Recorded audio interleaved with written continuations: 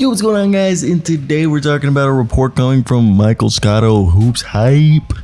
And he's saying that the Washington Wizards plan to run it back with, not really run it back, that's the wrong way, to keep the current roster and run it through the season. So what does that mean? Let's get right into it and talk about it again. Shout out Michael Scotto of HoopsHype. So, I want to hear your thoughts in the comments. Who do you want to keep? Who do you think should be traded? Obviously, I think Landry Shamet should be traded. All right. And that's because he's owed $33 million over the next 3 years. Now, the Washington Wizards plan to go into the season with the current roster, but expect to field calls from rival teams looking for shooting, aka Danilo Gallinari and Landry Shamet, or a backup guard in Delon Wright.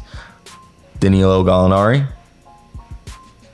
has $6.8 million. All right, $6.8 million for Danilo Gallinari and $8.2 for Delon Wright and $11 million for Landry Shamet this year, 33 in total over the next 3 years.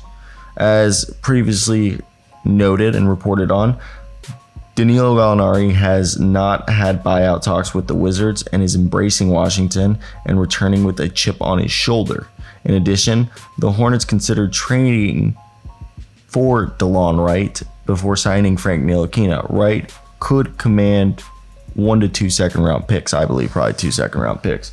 And it makes sense. It makes sense for this team to want to keep these players. I believe even Daniel Gafford is another guy that teams could be calling up, maybe if they want, a solid center on a decent deal.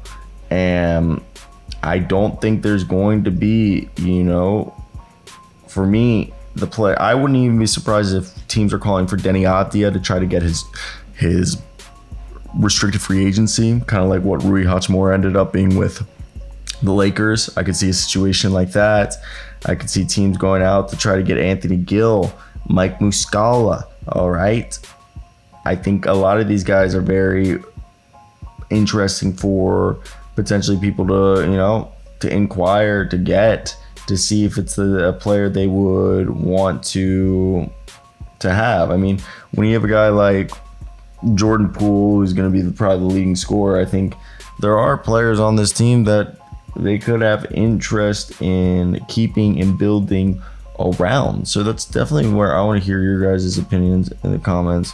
What do you think of the players that are rumored to stick around and be part of this season? I've also been joking around. Maybe we're going to be like the Utah Jazz this year and people just aren't going to see it and we're going to be great.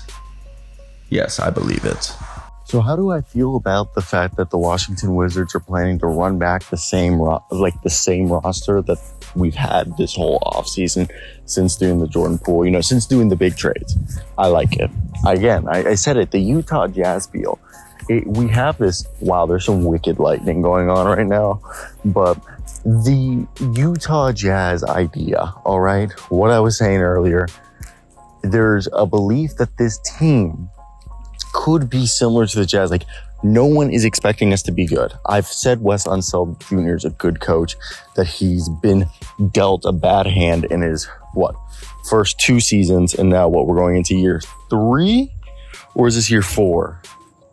It's year 4 for Denny, and Denny got year 3 and year 2 because year 1 was under Scott Brooks. So yes, it's year 3 with Wes Unseld. And yeah, I think the Utah Jazz roster was a bit more talented than the Wizards.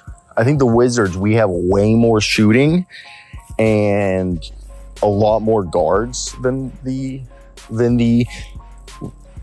Jazz did. The Jazz had a lot of wings, like a lot of two-way players. I think we're really guard heavy, and then we're shooting heavy.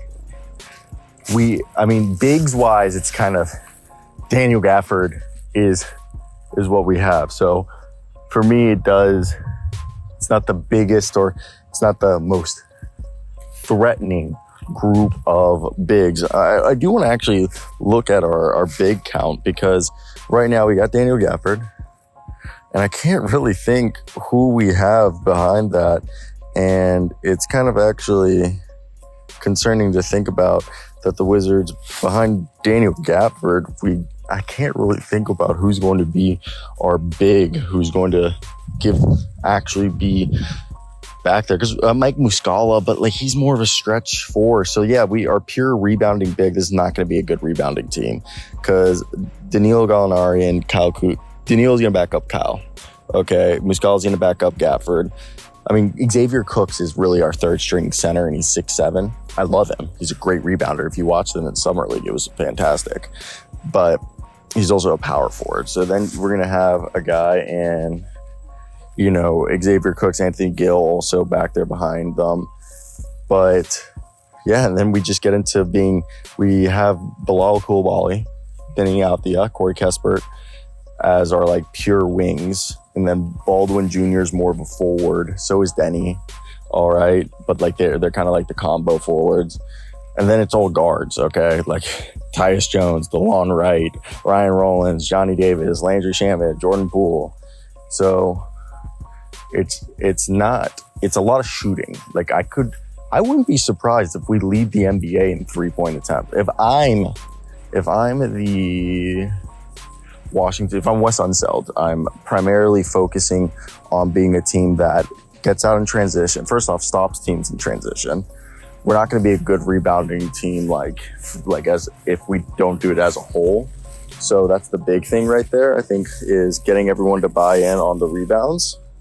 And all right, so when we think about like when I'm comparing them to like a team like the Jazz, where the Jazz were a team that they were huge. I mean, our Lowry Marketing is Jordan Poole, of course, okay? Like, we want Jordan Poole to take that Lowry jump.